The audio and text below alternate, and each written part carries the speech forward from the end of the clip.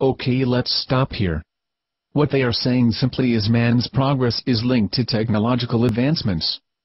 Furthermore, the idea that technology is the way to go to cure all society's ills is nothing new under the sun.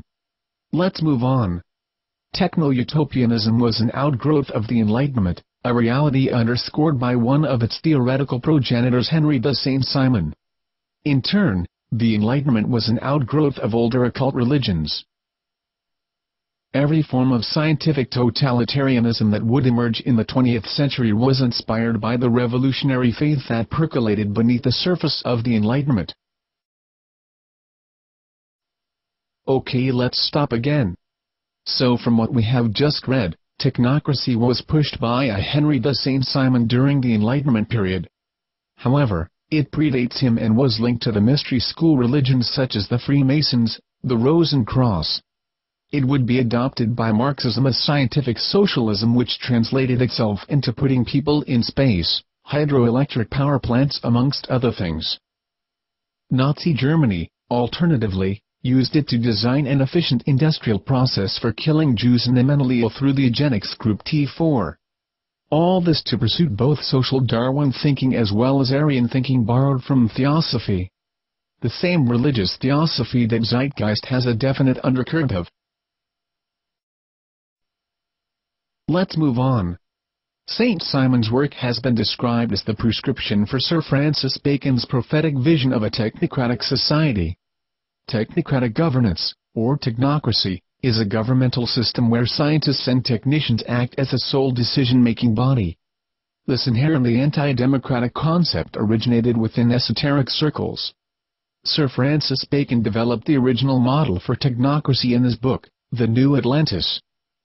Published in 1627, The New Atlantis was adorned with the symbols of occult Freemasonry and presented the Rosicrucian mandate for the formation of an invisible college.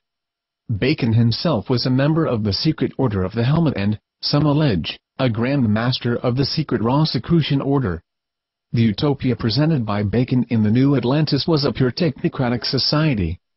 The philosopher kings of Plato's Republic were to be replaced by a technical elite.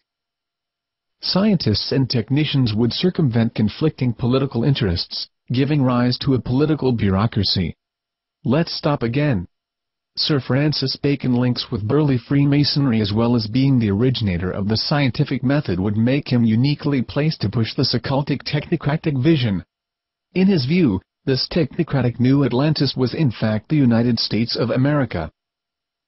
This fits in well when George W. Bush talked about fulfilling an ancient hope. In my view, the Venus Project and technocracy is the final steps to Bacon's New Atlantis. This is even further reflected in some of the architectural designs of the Venus Project that resembles Bacon's descriptions of his New Atlantis. For more on this, please see Chris Pinto's New Atlantis, which is the real deal, and like Dan Brown's The Lost Key. Let's move on. In Brave New World Revisited, Aldous Huxley described this scientific form of governance. The older dictators fell because they could never supply their subjects with enough bread, enough circuses, enough miracles, and mysteries. Under a scientific dictatorship, education will really work, with the result that most men and women will grow up to love their servitude and will never dream of revolution. There seems to be no good reason why a thoroughly scientific dictatorship should ever be overthrown. Wielding ostensible epistemic primacy, the experts of technocracy employ the gnosis of science to produce enough bread, enough circuses, enough miracles, and mysteries for their subjects.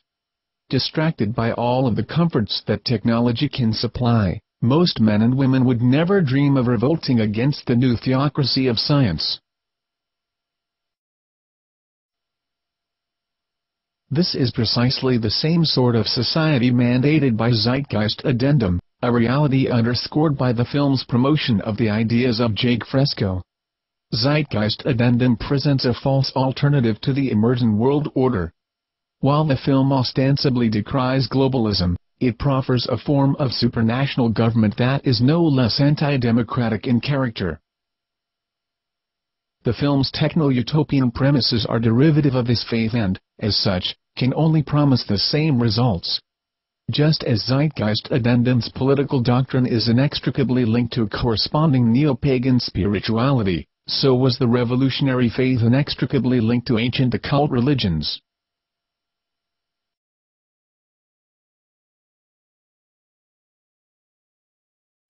Okay, let's stop again for comment. The Venus Project will provide things both to sustain us and make us comfortable, as well as wonderful technology to distract us. However, it will still be a scientific dictatorship and people will be serfs, whatever Fresco and Peter says. This utopia will also be linked with pagan spirituality.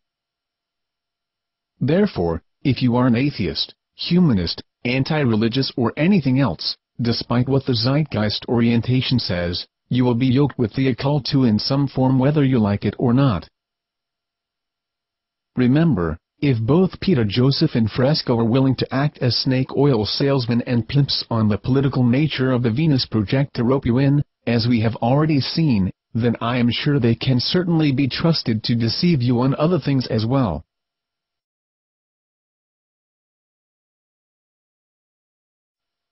Furthermore, the choice of Huxley as a reference is interesting because in his book Brave New World, this future technological society had no family units, which is a plank in the New World Order strategy, and was sustained by drugs to make you happy.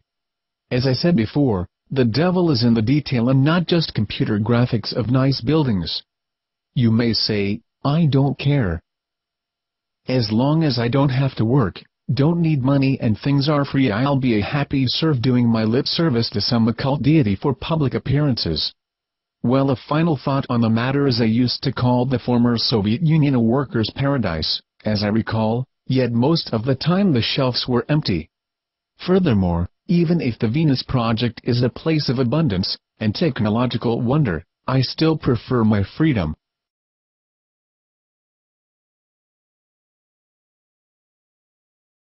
Okay.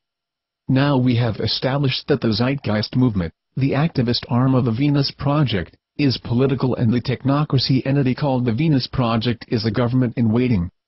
We have also seen it is a government that has been called Marxist and that scientific socialism is rooted in the occult. Now I believe it would be appropriate at this point to see how Marxism, the occult and the New World Order all tie together with Zeitgeist and the Venus Project.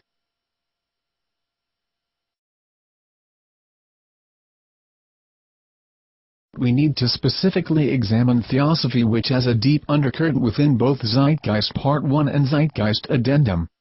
In particular, we need to consider the words of Alice Bailey from her book called The Externalization of the Hierarchy. For those unfamiliar with Alice Bailey, she was a disciple of Madame Blavatsky, who is seen as the founder of the modern New Age movement as well as the founder of theosophy. That traveled to Tibet and brought to the West the concept of Aryan philosophy, as well as the symbol of the swastika, of which Hitler was to make both famous. Alice Bailey herself, a self-confessed occult teacher, penned the following book, The Externalization of the Hierarchy, which is an insider look as to how the New World Order would emerge from the shadows to rule the world through a one-world antichrist dictatorship.